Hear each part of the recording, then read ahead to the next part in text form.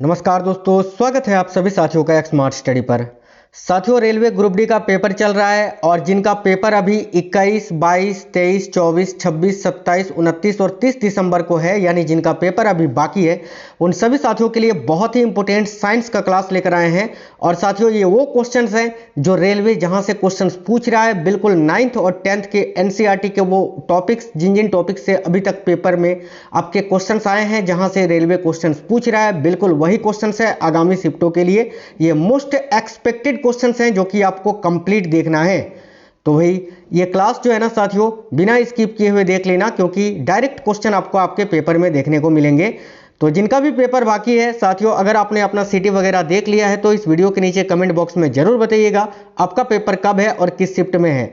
तो चलिए फिर अपने इस शानदार सेशन की शुरुआत करते हैं और पूरे 100 क्वेश्चन जो है ना, पूरे टॉप 100 साइंस के क्वेश्चंस इसी वीडियो में कंप्लीट देखते हैं, जिसमें फिजिक्स, केमिस्ट्री और बायोलॉजी तीनों के वो सारे टॉपिक्स मैंने ऐड किए हैं जहां से रेलवे क्वेश्चंस पूछ रहा है। शुरू करेंगे पहले क्वेश्चन से और पहला क्वेश्चन जो है आपका ध्यान से देखिएगा। क्वेश्चन है, एक्वा रेजिया निम्न में से किसका मिश्रण है। मैंने आपको कई बार पढ़ाया है कि एक्वा रेजिया साथियों किसका, तो सांद्र HCl और सांद्र नाइट्रिक एसिड का जो है ये मिश्रण होता है, जिसमें मैंने ये भी बताया था कि इसमें HCl की अगर बात करें और रेशियो में अगर देखें नाइट्रिक एसिड की, तो इसका जो रेशियो होता है ना वो 3:1 होता है, यानी हाइड्रोक्लोरिक अम्ल जो है वो 3 अनुपात में होता है और नाइट्रिक एसिड आपका 1 अनुपात में होता है। तो ये याद रखना, रेशियो भी बहुत ही इंपॉर्टेंट है, आपसे पूछे जाएंगे। ठीक है, देखिए HCl का 3 रेशियो और नाइट्रिक एसिड का 1 रेशियो मिलकर ये एक्वा रेजिया बनता है। याद रखेंगे, option number C correct answer हो जाएगा। जैसे कि सोना जो है ना, क्वेश्चन पूछा जाता है कि सोना किस अम्ल में घुलता है, तो वो इसी में घुलता है, एक्वा रेजिया में। आगे देखिए क्वेश्चन है, बेकिंग सोडा का रासायनिक सूत्र क्या होता है। ध्यान से देखिए, बहुत ही इंपॉर्टेंट क्वेश्चन है। बेकिंग सोडा का रासायनिक सूत्र होता है साथियों NaHCO3, जिसको हम सोडियम हाइड्रोजन कार्बोनेट या सोडियम बाइकार्बोनेट के नाम से जानते हैं। नेक्स्ट है दूध, इनमें से किसका उदाहरण है, बताइए। दूध जो है वो किसका उदाहरण है, फोम का, इमल्सन का, एरोजल का या सॉल का। ठीक है, दूध की अगर बात करें तो ये इमल्सन का उदाहरण है, तो करेक्ट आंसर हो जाएगा साथियों ऑप्शन नंबर बी, इमल्सन का। आगे देखिए नेक्स्ट क्वेश्चन है, धुआं में आंखों को प्रभावित करने वाला कौन सा शक्तिशाली उत्तेजक होता है या उत्तेज्य होता है। बहुत ही इंपॉर्टेंट, मोस्ट एक्सपेक्टेड क्वेश्चन है ये। बहुत ज़्यादा मेहनत करने के बाद ये क्लासेस आपके सामने आते हैं साथियों। रिसर्च करना पड़ता है, एनालिसिस करना पड़ता है कि कौन से क्वेश्चन पूछा गया अब तक, आने वाले शिफ्टों में अब क्या पूछ सकता है रेलवे। इतनी मेहनत करते हैं आपके लिए, एक लाइक जरूर कर देना वीडियो को, जिससे हमें लगेगा कि हाँ, जो क्लासेस, जो मेहनत आपके लिए कर रहे हैं वो आपको वाकई में पसंद आ रही है। बाकी करंट अफेयर्स का तो बात ही अलग है। मैंने जितनी करंट अफेयर्स कराया है, शायद यूट्यूब में किसी ने कराया होगा ग्रुप डी के लिए। अगर आपने वो क्लासेस नहीं देखी है तो जाकर देख लेना साथियों। देखिए, धुआं में आंखों का या आंखों को प्रभावित करने वाला कौन सा शक्तिशाली उत्तेजक होता है, तो याद रखना peroxy acetyl nitrate, option number B correct होगा। करंट अफेयर्स की क्लासेस डेली करवा रहा हूं, आज भी शाम में करंट अफेयर्स की टॉप 100 की क्लास आपको मिल जाएगी, आपको टेंशन लेने की कोई भी आवश्यकता नहीं है। देखिए, निम्न में से कौन सा पदार्थ है जो जैव निम्नकरणीय है, बताइए। इनमें से कौन सा पदार्थ है जो जैव निम्नकरणीय यानी बायोडिग्रेडेबल है। तो याद रखना, यहाँ देखो, यहाँ ऑप्शन नंबर सी में आपको ऊन दिख रहा है और उन साथियों बायोडिग्रेडेबल होता है, जैव निम्नकरणीय होती है। तो ऑप्शन नंबर सी इस क्वेश्चन का करेक्ट आंसर होगा। बहुत ही इंपॉर्टेंट क्वेश्चन है कि प्रत्येक क्रिया के विपरीत दिशा में प्रतिक्रिया होती है, यह कौन सा नियम है। तो देखिए, प्रत्येक क्रिया के विपरीत दिशा में प्रतिक्रिया होती है, यह न्यूटन का गति विषयक तृतीय नियम है, तीसरा नियम है। तो करेक्ट होगा ऑप्शन नंबर ए, गति का तीसरा नियम। आगे देखिए, निम्न में से घर्षण बल के प्रकार कौन से हैं, बताइए। इनमें से कौन सा घर्षण बल का प्रकार है। देखिए, लोटनिक घर्षण, सर्पी घर्षण और सीमांत घर्षण, ये तीनों ही घर्षण बल के उदाहरण हैं या प्रकार हैं। तो करेक्ट आंसर हो जाएगा ऑप्शन नंबर डी, उपयुक्त तीनों। क्वेश्चन काफी इंपॉर्टेंट है, याद रखेंगे। आगे देखिए क्वेश्चन है, कोई वस्तु तब तक स्थिर या एक समान गति में रहेगी जब तक उस पर कोई बाह्य बल न लगे, यह न्यूटन का कौन सा नियम है। बहुत ही important question, double star mark कर लीजिए साथियों। कोई वस्तु तब तक स्थिर या एक समान गति में रहेगी जब तक उस पर कोई बाहरी बल न लगे, यह न्यूटन का कौन सा नियम कहता है। तो भाई न्यूटन का पहला नियम कहता है, जिसको जड़त्व का नियम भी कहते हैं साथियों। क्या कहते हैं इसको, जड़त्व का नियम भी कहते हैं। Option number B correct answer हो जाएगा। नेक्स्ट क्वेश्चन देखते हैं। देखिए क्लास आपको बिल्कुल सुपर फास्ट करा रहे हैं ताकि कम समय में आपका क्विक रिवीजन हो जाए। ध्यान से देखिए, ध्वनि उत्पन्न करने वाली वस्तु के लिए अनिवार्य शर्त क्या होनी चाहिए। भाई ध्वनि उत्पन्न करने वाली वस्तु के लिए जो अनिवार्य शर्त है वो क्या होनी चाहिए, तो देखो करेक्ट आएगा वस्तु का कंपन करना। जब तक वस्तु में कंपन नहीं होगा ध्वनि उत्पन्न ही नहीं होगी। तो ऑप्शन नंबर बी यहाँ आपका करेक्ट होगा। बिल्कुल वो केवल वही टॉपिक्स हैं फिजिक्स, केमिस्ट्री, बायोलॉजी के जहां से क्वेश्चंस आपके पेपर में बन रहे हैं। तो ध्यान से देखिएगा, स्टील में ध्वनि की चाल कितनी होती है साथियों, स्टील में ध्वनि की चाल कितनी होती है यह आपसे पूछा जा रहा है। तो याद रखना 5960 मीटर प्रति सेकंड। करेक्ट आएगा ऑप्शन नंबर डी, 5960 मीटर प्रति सेकंड स्टील में जो है ना ये ध्वनि की चाल होती है भाई। तो option number D correct answer हो जाएगा। अगला क्वेश्चन है बहुत ही इंपॉर्टेंट कि ध्वनि का प्रभाव मानव के कान में कितने समय तक रहता है। जो ध्वनि हम मनुष्य से सुनते हैं उसका प्रभाव हमारे कानों तक कितने समय तक रहता है ये पूछा जा रहा है। तो 1/10 सेकंड तक। ठीक है, 1/10 सेकंड आपके ऑप्शन में ना मिले तो आपको 0.1 सेकंड भी आपको ऑप्शन में देखने को मिलता है, वही आपको टिक करना होता है। याद रखना ऑप्शन नंबर डी करेक्ट होगा। बहुत ही इंपॉर्टेंट क्वेश्चन है कि प्रबलता एवं तारत्व को क्रमशः कौन निर्धारित करता है, बताइए। साउंड वाले चैप्टर से क्वेश्चन है और इससे भर भर के क्वेश्चन पूछ रहा है अभी रेलवे। तो प्रबलता एवं तारत्व को क्रमशः कौन निर्धारित करता है, तो देखिए प्रबलता एवं तारत्व को, प्रबलता की अगर बात करें तो इसको आयाम जो है निर्धारित करता है। तारत्व की बात करें तो आवृत्ति यानी फ्रीक्वेंसी निर्धारित करती है। तो करेक्ट आंसर क्या हो जाएगा, आयाम और आवृत्ति। Option number A correct answer होगा। देखिए प्रबलता को कौन निर्धारित करता है, आयाम। ठीक है, तारत्व को कौन निर्धारित करता है, आवृत्ति। तो उस हिसाब से ऑप्शन नंबर ए ही इस क्वेश्चन का करेक्ट आंसर होगा ना। चलिए आगे देखिए, किसी वस्तु को उसकी विराम स्थिति से 10 मीटर प्रति सेकंड देखो 10 मीटर प्रति सेकंड स्क्वायर से त्वरित किया जाता है तो 5 सेकंड बाद उसका वेग क्या होगा। कौन सा बड़ा बात है, लगाइए गति का पहला समीकरण। और गति का पहला समीकरण क्या बोलता है, v बराबर u प्लस ए टी, यही तो सूत्र है ना भाई। लगाइए फॉर्मूला। देखो यहाँ पर जो है ना आपको लगाना है साथियों, तो v का मान ही तो निकालना है ना, वेग। तो v बराबर u प्रारंभिक, कोई भी प्रारंभिक चाल तो दी नहीं हुई है तो u का मान हम 0 लेंगे। a देखो त्वरण का मान यहाँ कितना दिया हुआ है, तो 10 मीटर प्रति सेकंड। ठीक है, तो 10 और समय का मान कितना दिया हुआ है, तो समय 5 सेकंड। यानी इसको जब हम सॉल्व करेंगे तो क्या निकल के आएगा साथियों, इधर 50 निकल के आएगा ना, बिल्कुल 50 मीटर प्रति सेकंड निकल के आ जाएगा। यही आपका v का मान या अंतिम वेग हो जाएगा। तो ऑप्शन नंबर सी इस क्वेश्चन का करेक्ट आंसर हो जाएगा साथियों, 50 मीटर प्रति सेकंड।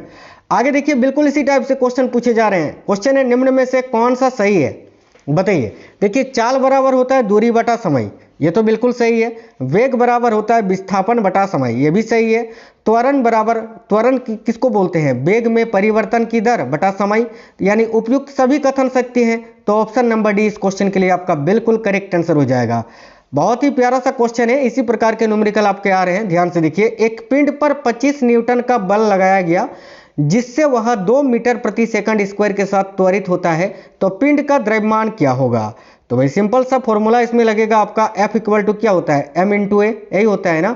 तो यहाँ आपको निकालना क्या है, द्रव्यमान का मान निकालना है ना। तो m इक्वल टू क्या हो जाएगा, F बाई ए। देखिए फोर्स का मान कितना दिया हुआ है, 25 न्यूटन। और यहाँ पर जो है ना एक्सेलरेशन यानी त्वरण का मान कितना दिया हुआ है, ए का मान 2 मीटर प्रति सेकंड। तो 25/2 इसको सॉल्व करेंगे तो 12.5 आएगा, 12.5 kg इस क्वेश्चन का करेक्ट आंसर हो जाएगा। तो ऑप्शन नंबर ए इस क्वेश्चन के लिए आपका बिल्कुल करेक्ट आंसर है। आगे देखिए, एक पत्थर जिसका द्रव्यमान 20 kg है उसको 2 मीटर प्रति सेकंड के वेग से फेंका जाता है तो उसका संवेग कितना होगा। संवेग का सूत्र आप सभी को पता है, P इक्वल टू क्या होता है, m इंटू v होता है ना। तो संवेग ही निकालना है, तो m यानी द्रव्यमान का मान दिया हुआ है 20 kg, v वेग कितना है 2। तो इसको जब हम सॉल्व करेंगे तो क्या हो जाएगा 40। ठीक है, तो 40 मीटर प्रति सेकंड इस क्वेश्चन के लिए आपका बिल्कुल करेक्ट आंसर हो जाएगा, ऑप्शन नंबर बी। आगे देखिए, क्वेश्चन है कौन सा समीकरण वेग और समय के बीच संबंध को दर्शाता है, बताइए। बहुत इंपॉर्टेंट क्वेश्चन है, ध्यान से देखिएगा। कौन सा समीकरण है जो वेग और समय के बीच संबंध को दर्शाता है साथियों। तो भाई गति का पहला समीकरण साथियों, देखिए गति का जो पहला समीकरण है मैंने आपको बताया भी अभी, v equal to u plus a t, ये जो है ना वेग और समय के बीच संबंध को दर्शाता है। तो option number D correct answer हो जाएगा। देखिए साथियों 3 समीकरण है गति के, तीनों में आपको बता देता हूं। जैसे कि गति का पहला समीकरण आपने ये जान लिया कि ये जो है ना वेग और समय के बीच संबंध को दर्शाता है। और गति का जो दूसरा समीकरण है जिसका सूत्र आप देख लीजिए, S = UT + ½ AT² होता है, ये किसके बीच संबंध को दर्शाता है? तो गति का जो दूसरा समीकरण है ये विस्थापन और समय के बीच संबंध को दर्शाता है। ठीक है, गति का जो तीसरा समीकरण है उसका सूत्र आप सभी जानते हैं, V² = U² + 2AS होता है। और अगर बात करें गति का तीसरा समीकरण किसके बीच संबंध को दर्शाता है, तो वेग और विस्थापन के बीच संबंध को दर्शाता है। ये बहुत इंपॉर्टेंट है, याद रखिएगा, ये डायरेक्ट आपके पेपर में आएंगे। मैं आपको पहले दिन से एनालिसिस करा रहा हूं और मुझे ये आइडिया लग चुका है कि अब तक कौन सा क्वेश्चन पूछा है और आने वाले शिफ्टों के लिए कौन से क्वेश्चन इंपॉर्टेंट है। तो ये क्लासेस आपके लिए बहुत इंपॉर्टेंट है, बहुत रिसर्च और एनालिसिस के साथ आपके सामने कोई भी क्लास लेकर आते हैं, चाहे वो साइंस का हो या करेंट अफेयर्स का हो। क्वेश्चन है, एक उत्तल दर्पण कैसा प्रतिबिंब बनाता है? साथियों एक उत्तल दर्पण है, कोई भी उत्तल दर्पण हो, याद रखना हमेशा आभासी, छोटा और सीधा प्रतिबिंब बनाता है। ठीक है, तो इस क्वेश्चन का correct answer option number B हो जाएगा, आभासी प्रतिबिंब, छोटा और सीधा। ठीक है, तो ऑप्शन नंबर बी इस क्वेश्चन का करेक्ट आंसर हो जाएगा। आगे देखिए, मुख्य अक्ष के समांतर आती हुई किरणें दर्पण से टकराने के बाद जिस बिंदु पर जाकर मिलती है उसे क्या कहते हैं? भाई मान लेते हैं ये अवतल दर्पण है, ये मुख्य अक्ष आपका, ठीक है, यहाँ पर मान लेते हैं F है और F से दोगुनी दूरी पर, यानी ये ध्रुव से F की दूरी जितनी होती है उतनी ही फोकस और वक्रता केंद्र की दूरी होती है। कोई भी किरण जो साथियों मान लेते हैं कि यहाँ पर मुख्य अक्ष के समांतर आ रही है, परावर्तन के बाद ये कहाँ से होकर गुजरती है? तो मुख्य फोकस से होते हुए गुजरती है। तो इसका करेक्ट आंसर हो जाएगा मुख्य फोकस, ऑप्शन नंबर सी। आगे देखिए, क्वेश्चन है लेंस की क्षमता के संबंध में कौन गलत है? बहुत इंपॉर्टेंट क्वेश्चन है, ध्यान से देखिएगा। ए में लिखा है उत्तल लेंस के लिए यह धनात्मक होती है, बिल्कुल।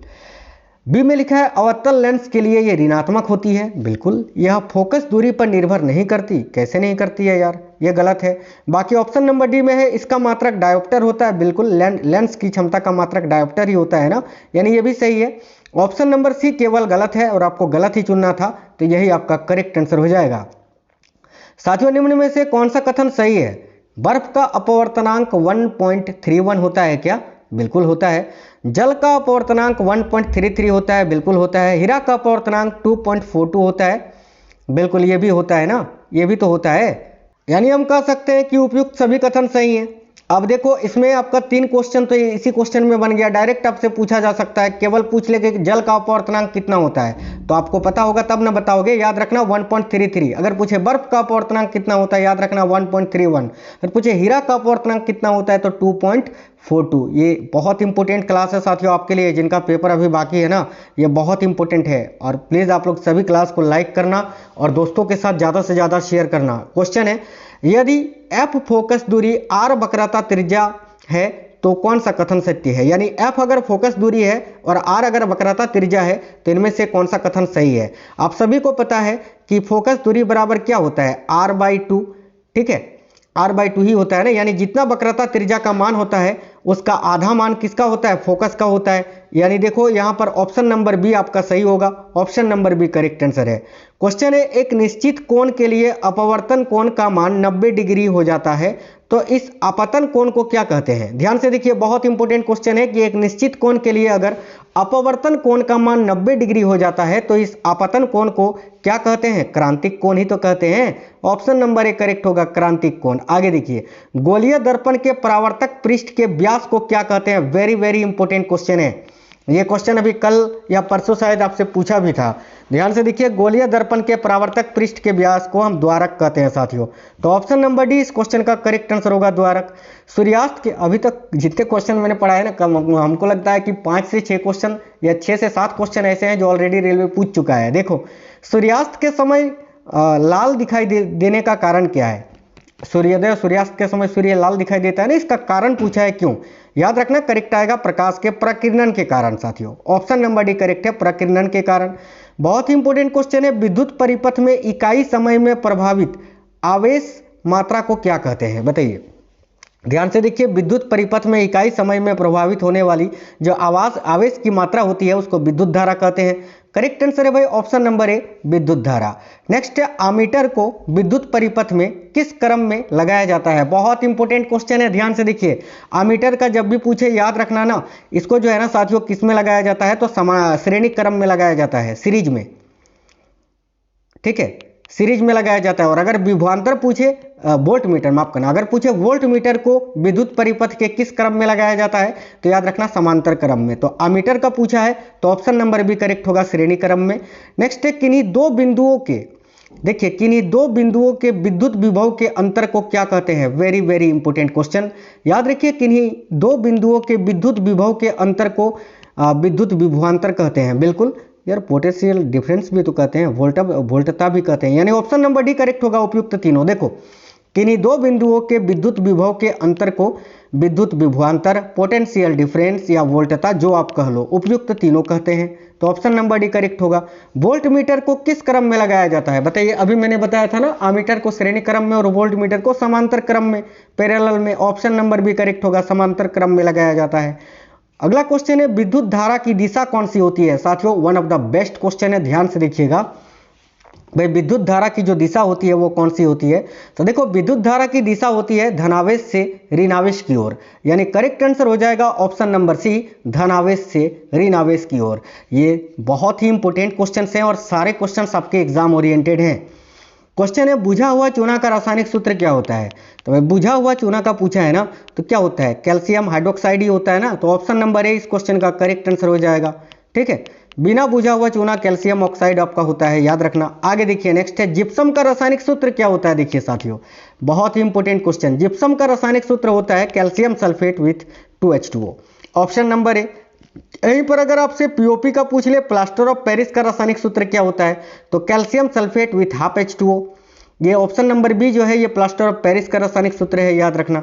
आगे देखिए, नेक्स्ट क्वेश्चन है, अल्कोहल का रासायनिक सूत्र क्या होता है? बहुत इंपॉर्टेंट क्वेश्चन है। तो देखिए, अल्कोहल का जो रासायनिक सूत्र होता है वो क्या होता है? C2H5OH, ऑप्शन नंबर सी इस क्वेश्चन के लिए आपका बिल्कुल करेक्ट आंसर हो जाएगा, ठीक है। नेक्स्ट क्वेश्चन देखिए, अगला है, Na2CO3 विथ 10H2O के बारे में कौन सा कथन सही है? ए में लिखा है यह सोडियम कार्बोनेट है जिसे बेकिंग सोडा कहा जाता है। नहीं यार, सोडियम कार्बोनेट है जिसे बेकिंग सोडा थोड़ी कहा जाता है। बी में लिखा है यह सोडियम बाइकार्बोनेट है, बिल्कुल गलत। यह सोडियम कार्बोनेट है जिसे वॉशिंग सोडा कहा जाता है, बिल्कुल ये कथन सही है ना। तो ऑप्शन नंबर सी करेक्ट हो जाएगा। डी में लिखा है यह खाने का सोडा है, नहीं ये भी गलत है। ऑप्शन नंबर सी आपका करेक्ट आंसर हो जाएगा। आगे देखिए, परमाणु की चौथी कक्षा में इलेक्ट्रॉनों की अधिकतम संख्या कितनी हो सकती है? मैंने कई बार पढ़ाया साथियों, KLMN 4 कक्षाएं होती है, इसका नंबरिंग 1 2 3 4 होती है। इसको निकालने का सूत्र 2n² होता है। n यानी कक्षों की संख्या, यानी चौथी कक्षा यानी n का मान 4 है, तो इस n की जगह पर हम 4 का मान रखेंगे। तो 2n यानी 4 का स्क्वायर, 4 का स्क्वायर कितना होता है? तो भाई देखो, 4 का स्क्वायर कितना होता है आपका? तो 16 होता है, और 16 × 2 32 होता है। तो करेक्ट आएगा 32, ऑप्शन नंबर डी, कि परमाणु की चौथी कक्षा में इलेक्ट्रॉन की अधिकतम संख्या कितनी हो सकती है? तो 32 हो सकती है, याद रखना। परमाणु के नाभिक में कौन से कण पाए जाते हैं? सरल क्वेश्चन है, प्रोटॉन एवं न्यूट्रॉन, आप आसानी से कर सकते हो। इसमें भी बहुत सारे बच्चों का कन्फ्यूजन होता है, वो प्रोटॉन इलेक्ट्रॉन न्यूट्रॉन इलेक्ट्रॉन करके आते हैं। याद रखना, परमाणु के नाभिक में कौन से कण पाए जाते हैं? तो प्रोटॉन और न्यूट्रॉन। आप पूछोगे सर इलेक्ट्रॉन का क्या हुआ? तो भाई इलेक्ट्रॉन तो चक्कर लगाते हैं ना। ऑप्शन नंबर ए करेक्ट होगा, प्रोटॉन एवं न्यूट्रॉन। आगे देखिए, बड़ा ही इंपॉर्टेंट क्वेश्चन है, परमाणु के नाभिक की त्रिज्या, परमाणु की नाभिक की त्रिज्या कितनी होती है? याद रखना, परमाणु का जो नाभिक होता है ना, उसकी त्रिज्या होती है 10⁻⁻15 मीटर। बहुत ही इंपॉर्टेंट क्वेश्चन है, option number A correct answer हो जाएगा। आगे देखिए, कण एवं तरंग दोनों ही की तरह कौन व्यवहार करता है? देखिए, कण एवं तरंग दोनों की तरह कौन व्यवहार करता है? तो याद रखना, इलेक्ट्रॉन। इलेक्ट्रॉन जो होता है ना, ये कण और तरंग दोनों ही की तरह व्यवहार करता है। तो option number C correct answer होगा। अगला, हीरा और ग्रेफाइट के कार्बन परमाणुओं की संरचना कैसी होती है? हीरा और ग्रेफाइट के कार्बन परमाणुओं की संख्या की अगर बात करें तो वो एक जैसी होती है। ऑप्शन नंबर ए करेक्ट है। हालांकि अगर विद्युत चालकता की बात करें तो ग्रेफाइट जो है हीरा से अधिक या अच्छा जो है विद्युत का चालक होता है, याद रखना। नेक्स्ट है, अक्रिय गैस के परमाणु में सबसे बाहरी कक्षा में कितने इलेक्ट्रॉन होते हैं? तो साथियों अक्रिय गैस के परमाणु में सबसे बाहरी कक्षा में 8 इलेक्ट्रॉन रहता है। याद रखिए, बहुत ही इंपॉर्टेंट क्वेश्चन है। जैसे कि साथियों ऑर्गन का परमाणु संख्या कितना होता है? 18 होता है। 18 होता है, यानी इसमें प्रोटॉन की संख्या भी जो है 18, और जितने प्रोटॉन उतने इलेक्ट्रॉन, यानी 18 इलेक्ट्रॉन भी आपका है। ठीक है, तो इसका इलेक्ट्रॉनिक विन्यास अगर हम लिखेंगे ऑर्गन का तो किस प्रकार से लिखेंगे? पहली कक्षा में 2 इलेक्ट्रॉन, दूसरी कक्षा में 8, और देखो तीसरी कक्षा में 8 होंगे इसमें, क्योंकि ऑर्गन क्या है? ऑर्गन एक अक्रिय गैस है। और यहाँ पर आप देख पा रहे हो ऑर्गन का ये जो है ना इलेक्ट्रॉनिक विन्यास है। और देखो आप बाहरी कक्षा में कितना इलेक्ट्रॉन है? 8 इलेक्ट्रॉन है। तो ऑप्शन नंबर डी इस क्वेश्चन का करेक्ट आंसर होगा। क्वेश्चन है क्लोरीन का सही इलेक्ट्रॉनिक विन्यास क्या होगा? साथियों क्लोरीन का परमाणु संख्या होता है 17। पहली कक्षा में 2 इलेक्ट्रॉन रह सकता है के कोष में। एल कोष में बात करें तो एल कोष में अधिकतम 8 इलेक्ट्रॉन रह सकते हैं, और एम कोष में जितने बच गए, यानी 2 और 8 इधर 10 हो गया, और क्लोरीन का परमाणु संख्या ही 7 होता है, 17 होता है। तो 10 तो आ गए, बचे 7 आपका तीसरी कक्षा में आ जाएगा। ठीक है, तो देखो करेक्ट आंसर क्या हो जाएगा यहाँ आपका? ऑप्शन नंबर डी हो जाएगा कि के कोष में 2, एल में 8 और एम कोष में आपके कितने हो जाएंगे? 7। तो ऑप्शन नंबर डी जो है ना इस क्वेश्चन के लिए आपका बिल्कुल करेक्ट आंसर साथियों हो जाएगा, याद रखिएगा। नेक्स्ट क्वेश्चन देखिए, वह यौगिक जिसे क्विक लाइम भी कहा जाता है, बहुत ही इंपॉर्टेंट क्वेश्चन है। तो वह यौगिक जिसे क्विक लाइम भी कहा जाता है भाई कैल्शियम ऑक्साइड। याद रखना, कैल्शियम ऑक्साइड को क्विक लाइम और कैल्शियम हाइड्रोक्साइड को स्लैक्ड लाइम कहा जाता है। ठीक है, आगे देखिए नेक्स्ट क्वेश्चन है आपका, टंगस्टन का गलनांक बिंदु क्या होता है? तो टंगस्टन का गलनांक लगभग जो है ना 3400 डिग्री सेल्सियस होता है। याद रखना 3400 डिग्री सेल्सियस। ठीक है, एक्चुअल में अगर देखिए तो 3380 डिग्री होता है आपका, या 88 होता है, लेकिन लगभग आप याद रखना 3400 डिग्री सेल्सियस, यानी option number C correct answer हो जाएगा। निम्न में से सबसे कम गलनांक वाली धातु कौन सी है? बताइए, इनमें से किसका गलनांक सबसे कम है? भाई गैलियम का। गैलियम इसका गलनांक इतना कम है कि गैलियम हाथ में ही गल जाता है। ठीक है, याद रखना। अगला क्वेश्चन बहुत ही इंपॉर्टेंट है कि गोल्ड धातु यानी सोना धातु का अपेक्षिक घनत्व कितना होता है?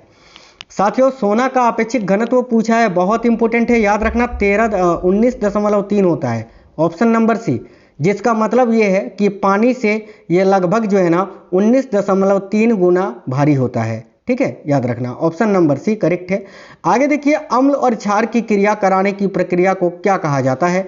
तो अम्ल और क्षार की क्रिया कराने की जो प्रक्रिया है इसको उदासीनीकरण कहते हैं। ऑप्शन नंबर सी करेक्ट होगा साथियों, उदासीनीकरण। आगे देखिए, अपमार्जक से संबंधित कौन सा कथन सही है? बताइए। ए में लिखा है यह साबुन की तरह क्रिया करते हैं, बिल्कुल। ये कठोर जल में भी कार्य करते हैं, बिल्कुल। ये मृदु जल में भी कार्य करते हैं, बिल्कुल। यानी उपयुक्त तीनों कथन सही है अपमार्जक को लेकर। सभी अम्लों व क्षारों का जलीय विलयन विद्युत का क्या होता है? तो भाई देखो, सभी अम्ल और सभी क्षारों का जो जलीय विलयन होता है ना, ये विद्युत का सुचालक होता है साथियों, याद रखेंगे। ऑप्शन नंबर ए करेक्ट है, विद्युत के सुचालक।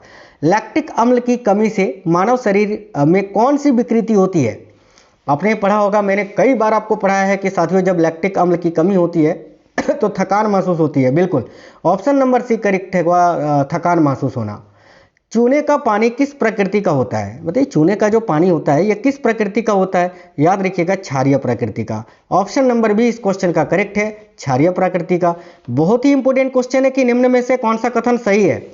देखिए, प्रबल अम्ल तथा प्रबल क्षार से बने लवण उदासीन होते हैं, बिल्कुल। बी में लिखा है प्रबल अम्ल व दुर्बल अम्ल से बने लवण अम्लीय होते हैं, बिल्कुल। दुर्बल अम्ल और प्रबल क्षार से बने लवणीय क्षारीय होते हैं, बिल्कुल। यानी ऑप्शन नंबर डी उपयुक्त तीनों कथन सही है। न्यूरॉन सेल में कौन से न्यूरॉन अनुमानों को संकेत प्राप्त होते हैं? न्यूरॉन सेल में कौन से न्यूरॉन है जो अनुमानों को संकेत प्राप्त या अनुमानों को संकेत प्राप्त होता है? तो याद रखना डेंड्राइट से साथियों, डेंड्राइट करेक्ट आएगा, जिसको हिंदी में आप द्रुमिकाएं बोलते हैं। आगे देखिए, दो न्यूरॉन्स के बीच विद्युत तंत्रिका आवेगों के संचरण का जो स्थल होता है उसको क्या कहते हैं? याद रखिएगा, synapse. Option number A correct आएगा, सिनेप्स। मैं आपको बिल्कुल फास्ट करवा रहा हूं, क्विक रिवीजन।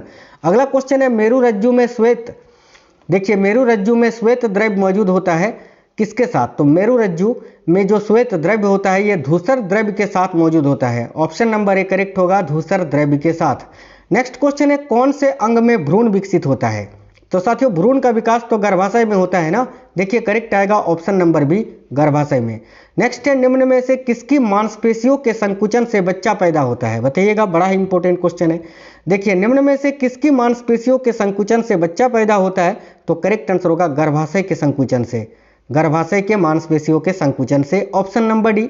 अगला है, अंडे को अंडाशय से गर्भ में किसके माध्यम से ले जाया जाता है, वेरी वेरी इंपॉर्टेंट क्वेश्चन। भाई अंडे को अंडाशय से गर्भ में किसके माध्यम से ले जाया जाता है, याद रखना डिंब वाहिनी यानी फेलोपियन ट्यूब जिसको आप बोलते हैं, फेलोपियन ट्यूब की माध्यम से। नेक्स्ट है, ऑक्सीटोसिन हार्मोन को और किस नाम से जाना जाता है, बहुत ही इंपॉर्टेंट क्वेश्चन है, याद रखिएगा। ऑक्सीटोसिन जो हार्मोन है इसको प्रसव हार्मोन, लव हार्मोन, पीटोसिन, इन सभी नामों से जाना जाता है, तो ऑप्शन नंबर डी उपयुक्त सभी करेक्ट आंसर होगा। प्रसव के दौरान कौन सा हार्मोन गर्भाशय पेशी पर क्रिया करता है, काफी इंपॉर्टेंट क्वेश्चन है। तो साथियों प्रसव के दौरान कौन सा हार्मोन है जो गर्भाशय पेशी पर क्रिया करता है, याद रखना ऑक्सीटोसिन हार्मोन। नेक्स्ट है, गुणसूत्र की संरचना में कौन शामिल होते हैं, देखिए गुणसूत्र की संरचना में अगर बात करें तो इसमें डीएनए, आरएनए और हिस्टोन शामिल होता है, ऑप्शन नंबर डी करेक्ट है साथियों, डीएनए, आरएनए और हिस्टोन। अगला है, मेंडल के प्रयोग में कैपिटल टी क्या दर्शाता है, बताइए, बहुत इंपॉर्टेंट क्वेश्चन है हेरिडिटी से। तो मेंडल के प्रयोग में कैपिटल टी क्या दर्शाता है, तो साथियों लंबाई को दर्शाता है, और क्या दर्शाता है, तो प्रभावी लक्षण को भी दर्शाता है ना, तो इसका correct answer option number D होगा, ए व सी दोनों को। नेक्स्ट है, ग्रेगर जॉन मेंडल कहाँ के रहने वाले थे, बहुत ही इंपॉर्टेंट क्वेश्चन साथियों, बताइए भाई ग्रेगर जॉन मेंडल कहाँ के रहने वाले थे, तो याद रखना ऑस्ट्रिया के, ऑस्ट्रेलिया नहीं, ऑस्ट्रिया एक अलग देश है, ऑस्ट्रेलिया एक अलग देश है, तो ऑस्ट्रिया करेक्ट आएगा ऑप्शन नंबर बी। आगे देखिए, मेंडल द्वारा चयनित मटर के पौधे का कौन सा लक्षण आनुवांशिकता के लिए के प्रयोग के लिए नहीं चुना गया था, फली का रंग चुना गया था, बीज का रंग, फूल का रंग चुना गया था, लेकिन तने के रंग को नहीं चुना गया था, ऑप्शन नंबर सी करेक्ट होगा साथियों, याद रखना। नेक्स्ट क्वेश्चन देखिए, जीन कोष क्या होते हैं भाई, बताइएगा जीन कोष क्या होते हैं। तो साथियों देखिए जीन कोष जो है ना, ये एक क्रोमोसोम में कुल जीनों की संख्या होती है। जीन कोष किसको बोलते हैं, तो एक क्रोमोसोम में कुल जीनों की संख्या, ऑप्शन नंबर एक करेक्ट आंसर है। अगला है, किसी जीव की जीनी संरचना क्या कहलाती है, काफी इंपॉर्टेंट क्वेश्चन है। किसी जीव की जीनी संरचना जो है ना वो जीनोटाइप कहलाती है, ऑप्शन नंबर सी करेक्ट होगा, जीनोटाइप, याद रखना किसी जीव की जीनी संरचना क्या कहलाती है, तो जीनोटाइप। आगे देखिए, किस प्रजाति में सर्वाधिक विविधता पाई जाती है, चिंपैंजी, शेर, मनुष्य या हाथी, सिंपल सी बात है, मनुष्य में सबसे अधिक वेरिएशन, विविधता किस में देखने को मिलती है, मनुष्य में ही देखने को मिलती है ना। आगे देखिए, मेंडल का पहला नियम कौन सा था, साथियों मेंडल का जो पहला नियम है वो कौन सा नियम है, तो याद रखिए पृथक्करण का नियम, यानी ऑप्शन नंबर बी करेक्ट है, पृथक्करण का नियम।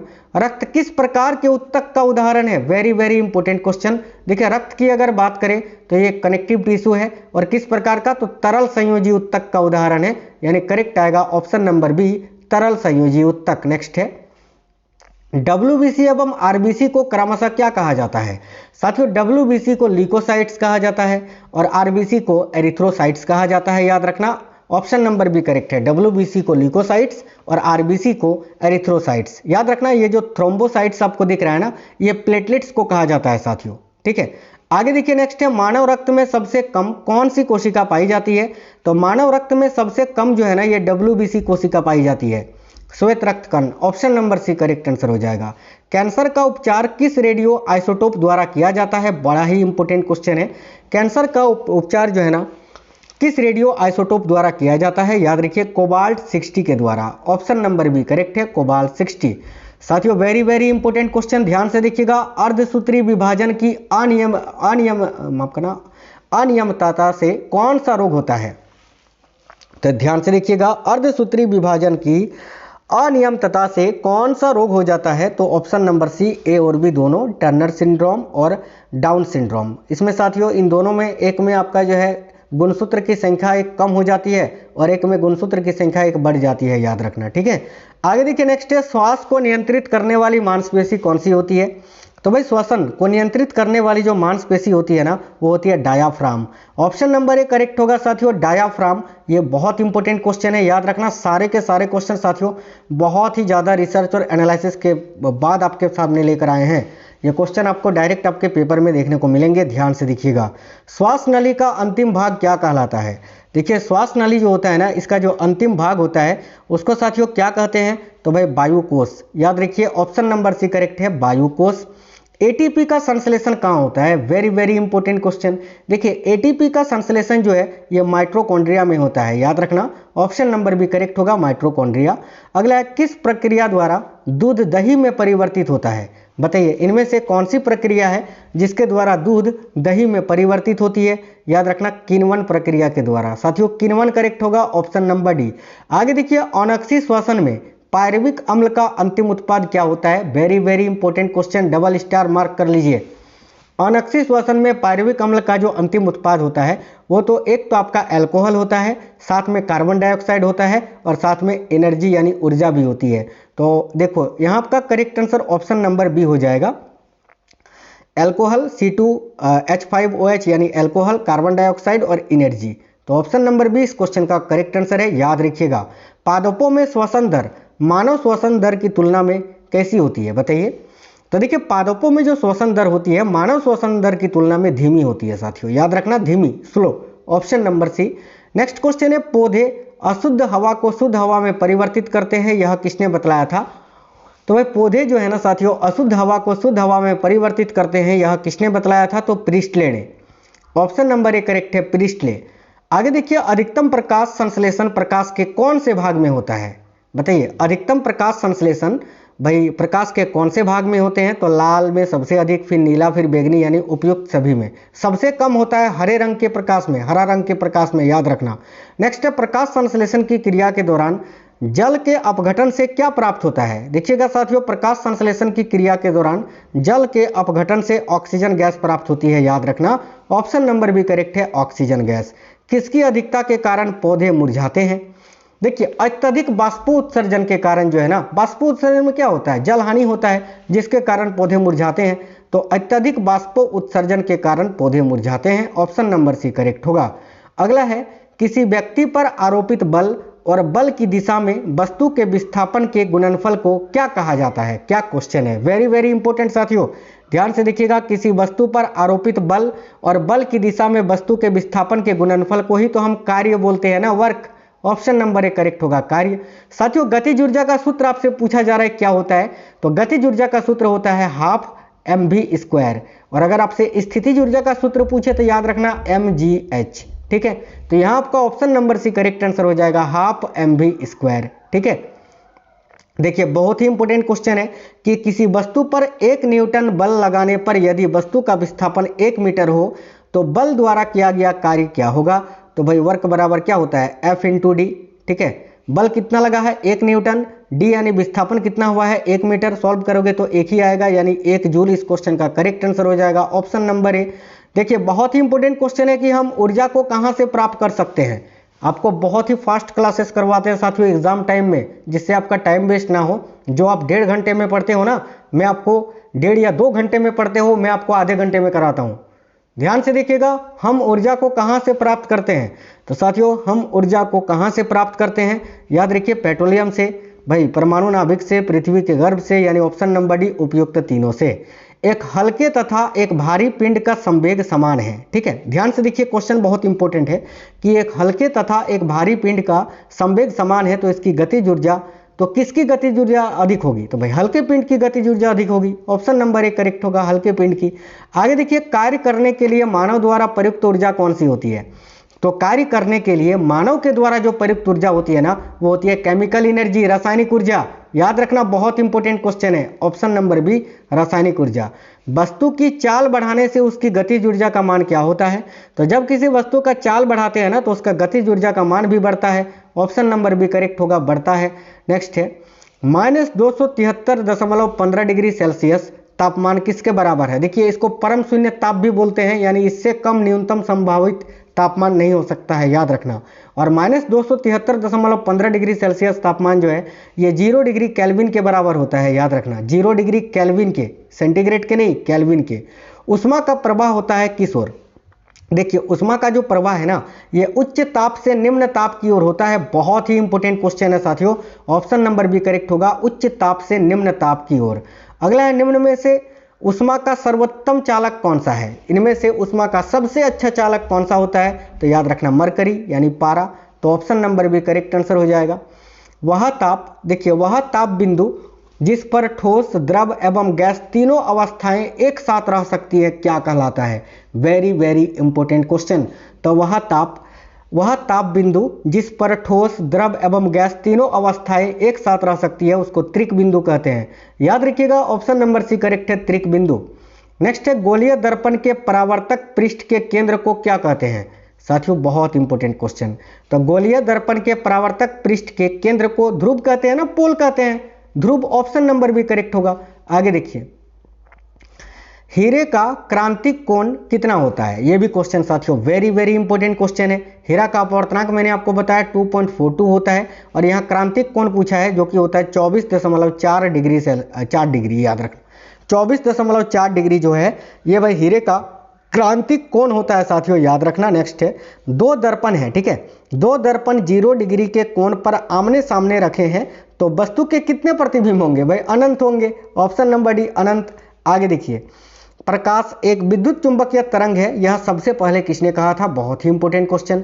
तो प्रकाश एक विद्युत चुंबकीय तरंग है, यह सबसे पहले कहा था मैक्सवेल ने। करेक्ट होगा साथियों ऑप्शन नंबर ए, मैक्सवेल ने।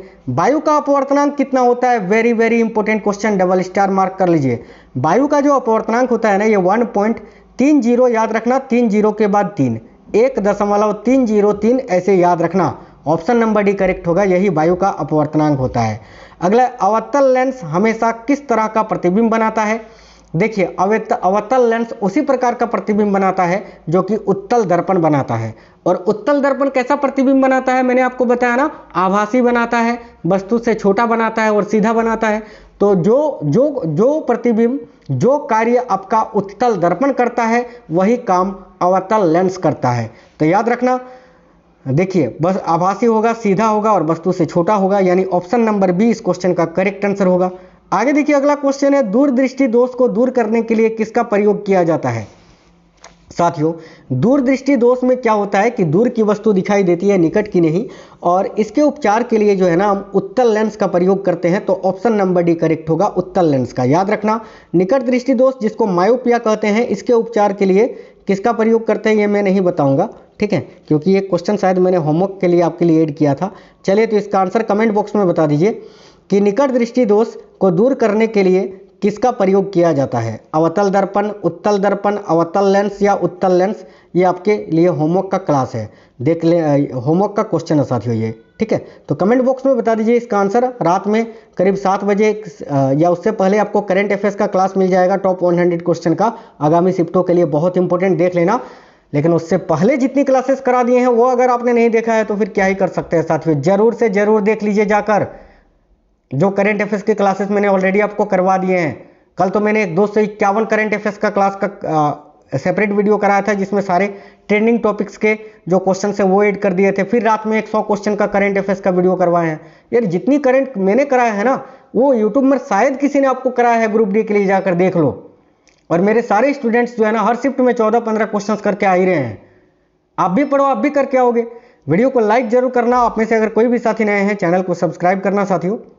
मिलेंगे आपसे नेक्स्ट वीडियो में। जय हिंद, वंदे मातरम।